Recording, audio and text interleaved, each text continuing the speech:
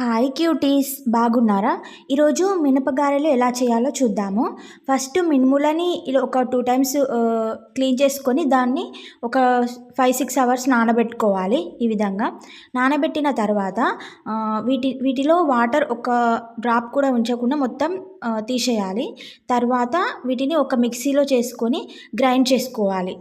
మధ్యలో కొన్ని వాటర్ కూడా యాడ్ చేసుకోవచ్చు అండ్ సాల్ట్ కూడా యాడ్ చేశాను కొంచెం. ఇలా మెత్తగా మిక్సీ చేసుకోవాలి. తర్వాత ఇందులో తురిమిన అల్లం కొంచెం అండ్ తర్వాత ఒక పచ్చిమిర్చి చిన్నగా కట్ చేసుకొని వేసుకోవాలి. మిక్సీ పట్టని అవసరం లేదు, ఇలా చేసుకుంటే సరిపోతుంది.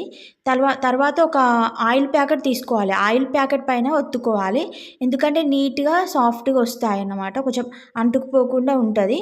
సో ఇలా లో ఫ్లేమ్లోనే కాల్చుకోవాలి, ఎందుకంటే కొంచెం లోపల కూడా కొంచెం ఉడుకుతుంది, బాగుంటుంది టేస్ట్ కూడా. ఇలా గోల్డెన్ కలర్లోకి వచ్చిన తర్వాత తీసేయాలి. తీసిన తర్వాత వీటిని ఒక ప్లేట్లో తీసుకొని తినేయటమే. అయితే ఇలా చేయడం ద్వారా క్రిస్పీగా చాలా బాగుంటుంది టేస్ట్ కూడా. మీరు కూడా ఇలా ఒకసారి ట్రై చేయండి. ఈ వీడియో మీకు నచ్చినట్లయితే ప్లీజ్ లైక్, షేర్, సబ్స్క్రైబ్ అండి.